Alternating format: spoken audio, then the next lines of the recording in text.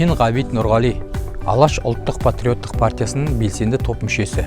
Қазақ халқының басты байлығы мұнай мен газда емес, ауыл шаруашылығында. Біздің елдің табиғаты мол астық алып, төрт түлік өсіруге қолайлы. Шындап кірсек, біз өзімізді ғана емес, бүкіл әлемді азық-түлікпен қамтамасыз ете аламыз. Ол үшін әрине әуелі жемқорлықтан арылуымыз қажет. Парақор жүйеден арылсақ, біздің 16 аймақ Нидерланды еліндегідей мол табысқа кеңейе алады. Ол үшін мемлекет шаруаларға шынайы қолдау таныту қажет. Бюджеттен бөлінген әр тиын шаруаға жететін болса, онда бұл табысты инвестиция болатын еді. Жұмысы дөңгелеген шаруадан түскен түсім бюджетті де толтырады. Ел болам десең, бесігіңді түзе. Алаш партиясы.